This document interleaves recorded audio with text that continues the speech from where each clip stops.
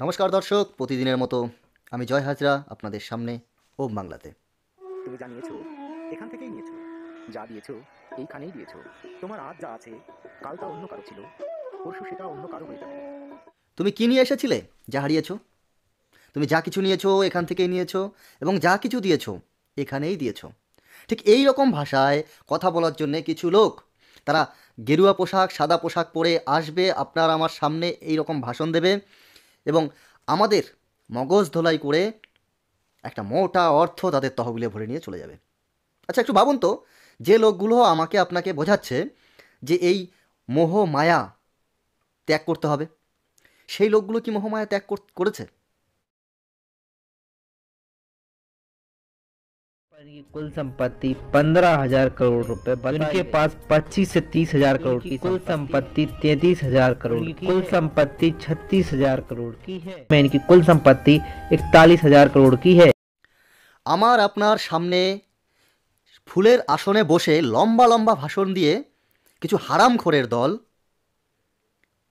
আমার আপনার রক্ত জল করা কষ্ট করা উপার্জনের এক একটা টাকা রীতিমতো তাদের ঝোলায় ভরে নিয়ে চলে যাবে, এবং আমি আপনি কান্না করতে করতে খালি পায়ে বাড়ি চলে আসব, অথচ তারা একটা এসি গাড়িতে চড়ে চলে যাবে।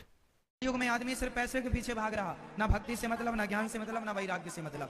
মূলত তারা যখন বলবে তখন তাদের কথা শুনে আমার আপনার মনে হবে কি হবে সংসার করে, কি হবে পয়সা উপার্জন করে, সবই তো তাকেই দিয়ে দিই। অনেকে বড় বড় ভাষণ দেওয়া লোক রয়েছে, যারা যারা কথাবাচক রয়েছে, তারা অবশ্য বলবে যে আমাদের জীবনের উপর মায়ের অংশ মাত্র 1%, বাবার অংশ মাত্র 2%, আর বাকি 97% হচ্ছে ঈশ্বরের অংশ। তারা অনেক রকমভাবে যুক্তি দিয়ে বোঝাবে। সুতরাং ঈশ্বরকে নিজেকে, নিজের সমস্ত সম্পত্তিকে সমর্পণ করে দিতে হবে। ভাবুন একবার, কোন লেভেলের চিন্তাধারা এদের ভেতরে। অথচ তারা তারা কোটি কোটি, কয়েকশো কোটি টাকার মালিক এক একজন। একটা গাড়িতে যায়, সেই গাড়িটার দামও 1 কোটি টাকা। ভাবুন, আপনার আমার এই 10, 20, 30, 100 এই টাকা তারা জমিয়ে কয়েকশো কোটি টাকার মালিক হয়ে বসে আছে, অথচ তারাই বলে যে কি হবে জমা করে, একদিন তো চলেই যেতে হবে।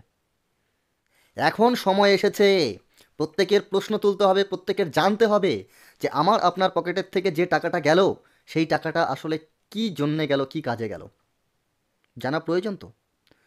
যে কোনো একজন কথাবাচক, যে কোনো একজন ভাগবত পাঠক, যে কোনো একজন কীর্তনিয়া, তারা গেরুয়া পোশাক পরে, সাদা পোশাক পরে এসে হাত পেতে বিভিন্ন কথা দিয়ে ভুলিয়ে, এমনকি ঈশ্বরের নামে যে মোটা টাকা জড়ো করে, মোটা টাকা নিয়ে চলে যায়, সেই টাকা দিয়ে তারা করে কি? শুনুন, আমি বলি শুনুন, আমার দেখা এমন ব্যক্তি রয়েছে যারা গেরুয়া কাপড় সাদা কাপড় পরে গ্রামে গ্রামে ঘোরে, বিভিন্ন গান বাজনার সঙ্গে যুক্ত হয়ে সেখান থেকে নেয়, এবং সেই টাকা নিয়ে গিয়ে তারা সুদে লাগায় বাজারে। সুদখোর। এমন তো আপনারা এমন কেউ নেই যারা দেখেননি যে একজন সংসার ত্যাগী মানুষের ব্যাংকে অ্যাকাউন্ট নেই। কি দরকার? যে সংসার ত্যাগ করে দিয়েছে, মায়া ত্যাগ করে দিয়েছে, স্বার্থ ত্যাগ করে দিয়েছে, তার ব্যাংকে অ্যাকাউন্টটা কিসের জন্য একবার প্রশ্ন করেছেন? সে এসে আপনার কাছে হাত পাতে, আপনার বাড়িতে হয়তো পরে বিকেলে বাজার করার মতো পয়সা নেই, অথচ তাকে 10টি টাকা আপনি দিয়ে দিচ্ছেন, আমি দিয়ে দিচ্ছি। কিন্তু আপনি কি জানেন যে যাকে আমি দিচ্ছি তার অ্যাকাউন্টে কত টাকা আছে? লাখ লাখ কোটি কোটি টাকা তার অ্যাকাউন্টে আছে, আর আমার বাড়িতে বাজার খাওয়ার পয়সা নেই, অথচ আমি তাকে টাকা দিচ্ছি। ভাবুন কোথায় নিয়ে গেছে চিন্তাভাবনা, কীভাবে আমাকে আপনাকে ঠকাচ্ছে এরা। এই একদল হারামি আমাকে আপনাকে মোহমায়া ত্যাগ করে, সংসার ত্যাগ করে ঈশ্বরের নামে নিজেকে সমর্পণ করার কথা বলে, আর তারা নিজেরা এসি গাড়িতে, 5তলা বিল্ডিংয়ে, বড় হলরুম যেখানে টোটালটাই এয়ার কন্ডিশন, তাদের ভোজনের জন্যে দামি দামি থালা, দামি দামি ফল উপভোগ করছে। আবার তারা আমাদের শিখিয়ে দিয়ে গেছে মোহ মায়া ত্যাগ করো, একমাত্র ঈশ্বরের নামে কান্না করো। এই কি ধর্ম? এদের জন্যই কি আমাদের ধর্মটা তৈরি হয়েছে? ভাবুন, বিচার আপনাদের কাছে, আমি তো শুধু জানাবো মাত্র। সঠিক ধর্ম, সঠিক ঈশ্বরের খোঁজে যদি একবার আপনি একটু পা বাড়ান, যদি বিভিন্ন বইগুলো পড়তে শুরু করেন, তাহলে আপনার জ্ঞান চোখ খুলে যাবে। যে বইয়ের কথা আমার আপনার সামনে এসে ভাষণ দেয়, সেই বইটা একবার নিজে খুলে দেখুন, চোখ খুলে যাবে, গ্যারান্টি দিলাম।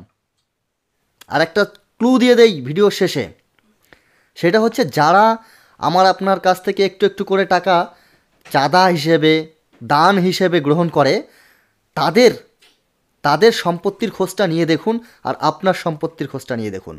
আমাদের ধর্ম শেখায় যে দরিদ্র তাকে দান করো, যার অভাব আছে তাকে দান করো। তাই বলে এই নয় যে কোটিপতিকে একজন দিন আনা দিন খাওয়া লোক দান করবে।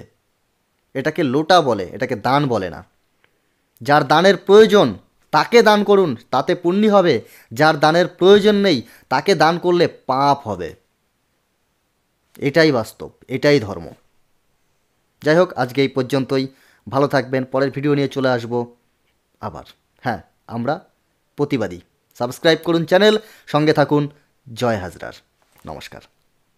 আমরা মাঝে মধ্যে বলি সব ভগবান করছে, এগুলো বলে কারা জানেন? 1 নম্বর কাঁচা লোক জানে।